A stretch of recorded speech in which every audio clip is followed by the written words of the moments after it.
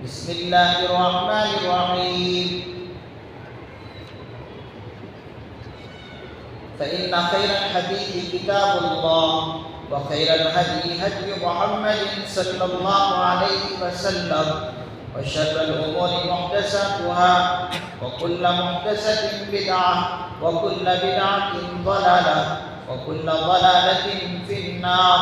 عن أبي سعيد وابن عباس رضي الله عنهما قال قال رسول الله صلى الله عليه وسلم: من ولد له ولد فليحسن اسمه وأدبه، فإذا بلغ فليزوجه، فإن بلغ ولم يزوجه فأصاب اسما فإنما اسمه على أبيه. رواه البيهقي.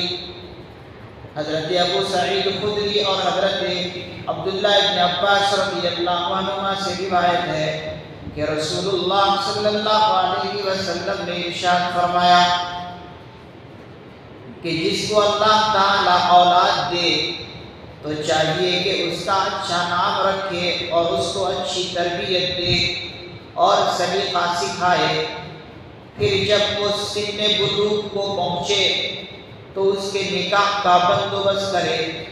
اگر اس نے اس میں کوتاہی کی اور شادی کی عمر کو پہنچ جانے پر بھی اپنی غفلت اور بے پرواہی سے اس کی شادی کا بندوبست نہیں کیا اور وہ اس کی وجہ سے حرام میں مبتلا ہو گیا تو اس کا باپ اس گناہ کا ذمہ دار ہوگا. دوسری حدیث عن ابي امامه رضي الله عنه ان رجلا قال: يا رسول الله صلى الله عليه وسلم، ما حق الوالدين على ولدهما؟ قال: هما جنتك ونارك. رواه ابن ماجہ شریف.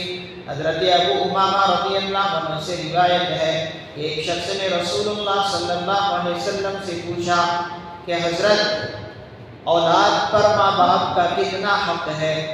آپ علیہ السلام نے ارشاد فرمایا: وہ تمہاری جنت اور دوزخ ہے.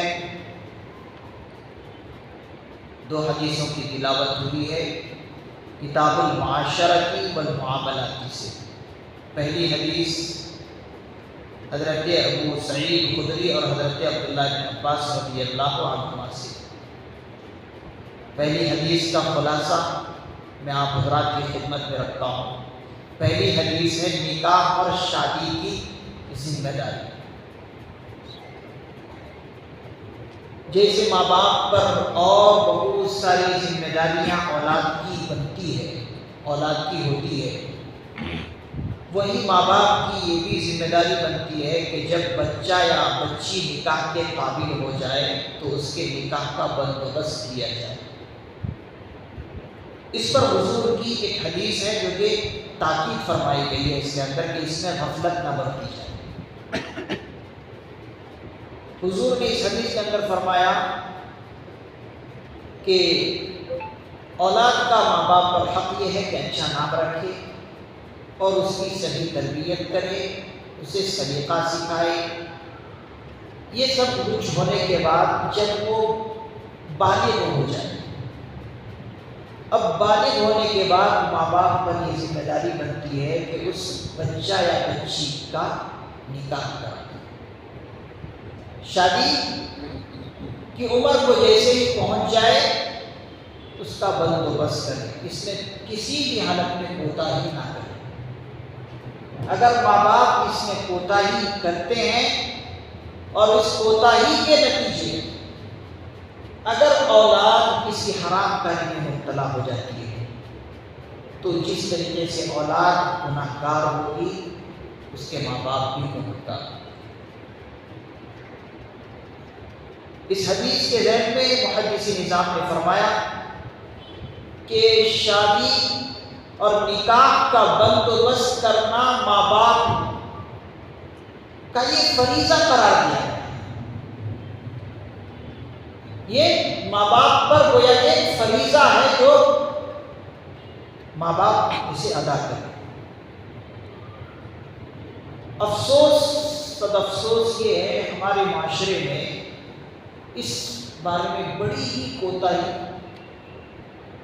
برتی جا رہی ہے اور بہت ہی بڑی کوتاہی کر رہے ہیں لوگ، جس کی وجہ سے بہت زیادہ خرابیاں معاشرے کے اندر پائی جا رہی ہیں۔ اس کوتاہی کے نتیجے میں ہو کیا رہا ہے؟ اس کوتاہی کی اصل وجہ تو ایک یہ ہے، جو اولاد حرام کاری میں مبتلا ہو جا رہی ہے، اس کی ایک اصل سبب محدث نظام نے یہ فرمایا کہ ہم نے غیروں کی تقلید شروع کر دی، شادی کیا، ہم نے غیروں کی نقل اتارنی شروع کر دی، شادی کیا، اور غیروں کی نقل اتارنے میں ہم اتنے حد سے آگے بڑھے کہ شادی کرنا بے حد مشکل اور بوجھل ہو گیا ہے۔ رسم و رواج اس قسم کے اللہ بچائے، اتنے رسم و رواج ہم نے شادی بیاہ میں رکھ دیے، اور یہ رسم وغیرہ کا رکھنا گویا کہ ہم نے اپنے پیروں میں بیڑیاں باندھ دی، بیڑیاں ڈال دی، جبکہ چاہیے یہ تھا کہ ہم نکاح اور شادی بیاہ کو آسان رکھتے، لیکن ہم نے اس کو مشکل بنایا، اور مشکل اتنا ہو گیا ہے کہ مفلسی کی وجہ سے نہ جانے اولاد کیا کیا کرتی ہے، مفلسی کی وجہ سے، غربت کی وجہ سے جب شادی اور نکاح مشکل ہو گیا تو ماں باپ سودی لین دین شروع کیے اور سودی لین دین پر شادی بیاہ کر رہے ہیں، اور اگر کسی طرح باپ بچی کا نکاح کر بھی دیتا ہے تو بچی کے اوپر جو ظلم ساس اور سسر اور سسرال والے ڈھا رہے ہیں، اللہ کی بات، انہیں تنگ کیا جاتا ہے، اس بچی کو پریشان کیا جاتا ہے، اگر کچھ بچی نہ لا سکے گھر سے تو ایسا بھی ہم نے دیکھا اور سنا کہ بچیوں پر پیٹرول اور ڈیزل ڈال کر ختم کر دیتے ہیں،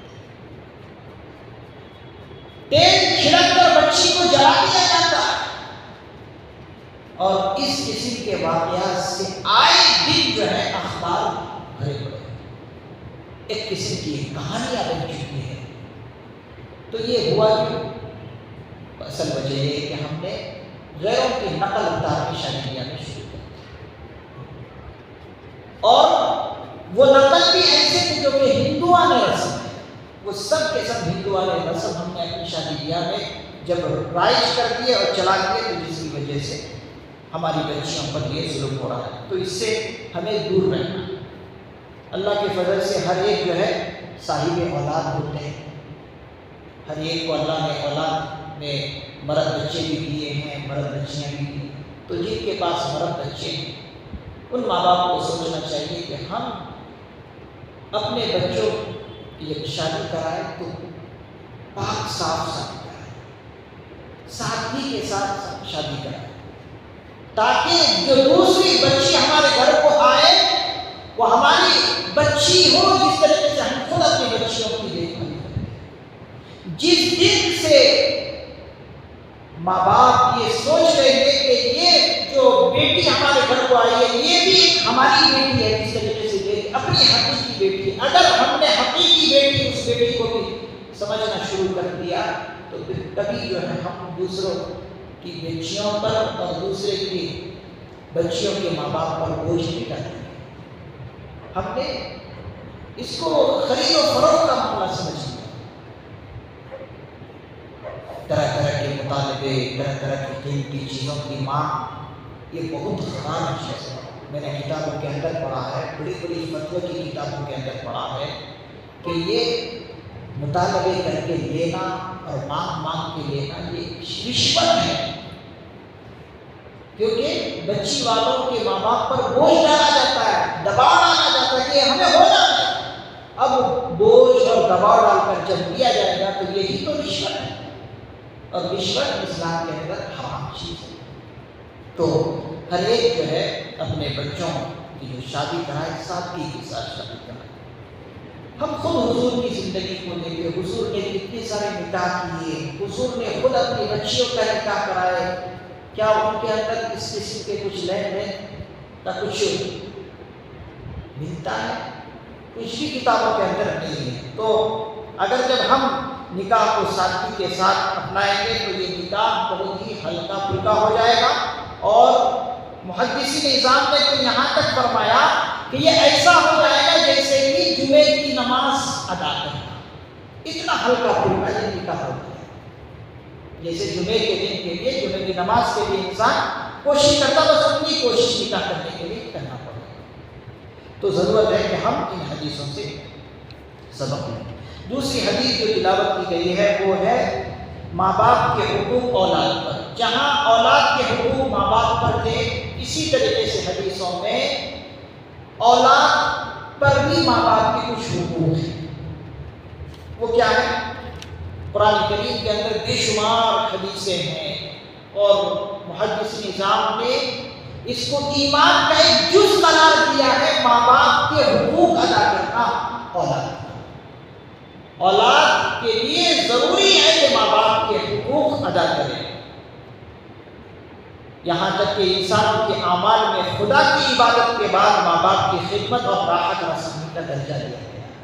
خدا کی عبادت کے بعد انسان کے اعمال نامے میں ماں باپ کی خدمت اور راحت رسانی کا سب سے اہم درجہ ہے۔ قرآن کریم کی آیت ہے وَقَضَىٰ رَبُّكَ أَلَّا تَعْبُدُوا إِلَّا إِيَّاهُ وَبِالْوَالِدَيْنِ إِحْسَانًا۔ تمہارے رب کا قطعی حکم ہے کہ صرف اسی کی عبادت اور پرستش کرو، اور ماں باپ کے ساتھ اچھے سے اچھا برتاؤ کرو اور ان کی خدمت کرو۔ اور سورہ لقمان کی آیت ہے، اس کے اندر فرمایا اگر ماں باپ تمہارے کافر اور مشرک ہیں اور تم مسلمان ہو، تو اس کے اندر بتایا گیا کہ ماں باپ اگر کافر ہونے کے لیے کہے تو ان کی بات نہیں مانو، ان کی بات نہیں مانو، لیکن اسلام پر رہتے ہوئے ماں باپ جو کہ تمہارے کافر ہیں، مشرک ہیں، ان کے ساتھ بھی اچھائی کا برتاؤ کرنا، ان کے پیر دبانا، وقتاً فوقتاً ان کو جو چیزیں ضرورت ہے لا کر دینا، دوا دارو کرنا، سب چیز کرنا، اس حالت میں بھی ضرورت ہے کہ ماں باپ کافر اور مشرک ہوں۔ تو جب ماں باپ اسلام والے ہوں گے، مسلمان ہوں گے، تو کتنا وقت بنتا ہے اولاد پر۔ تو ایک حدیث کی تلاوت کی گئی، اس کے اندر فرمایا حضرت ابو امامہ رضی اللہ عنہ سے ہے کہ ایک شخص نے حضور صلی اللہ علیہ وسلم سے پوچھا کہ اولاد پر ماں باپ کا کتنا حق ہے؟ تو آقا علیہ الصلوۃ والسلام نے فرمایا وہی تمہاری جنت ہے، وہی تمہاری دوزخ ہے۔ ماں باپ کہ اگر تم فرما برداری اور خدمت کرو گے، ان کو راضی رکھو گے تو جنت پالو گے، اس کے برعکس اگر ان کی نافرمانی اور ایذا رسانی کر کے انہیں ناراض کرو گے تو اور ان کا دل دکھاؤ گے تو پھر تمہارا ٹھکانہ کیا ہے؟ دوزخ اور جہنم ہے۔ اور ایک حدیث میں والد کے بارے میں وضاحت کے ساتھ حدیث ہے رضا ربی فی رضا الوالد وسخط الربی فی سخط الوالد۔ اللہ کی رضامندی والد کی رضامندی میں ہے، اور اللہ کی ناراضگی والد کی ناراضگی۔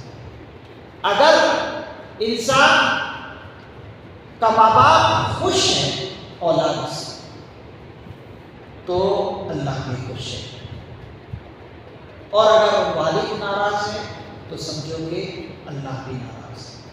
تو ہمیں کیا چاہیے؟ ہم اللہ کو خوش رکھیں۔ ہر انسان کیا چاہتا ہے؟ اللہ مجھ سے راضی ہو جائے، اللہ مجھ سے خوش ہو۔ تو حضور نے فرمایا اللہ کے خوش ہونے کے لیے تم پر لازم اور ضروری ہے کہ اپنے ماں باپ کو خوش کر لو، اپنے ماں باپ کو راضی کر لو۔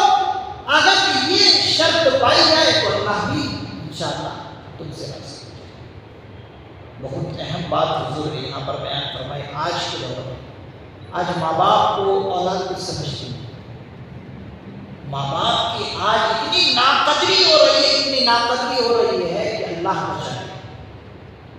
ماں باپ کتنی اپنی اولاد کے لیے محنت اور مشقت کر کے بڑا پالتے ہیں، پوستے ہیں، یہی اولاد ماں باپ کو آنکھیں دکھانا شروع کر دیتی ہے۔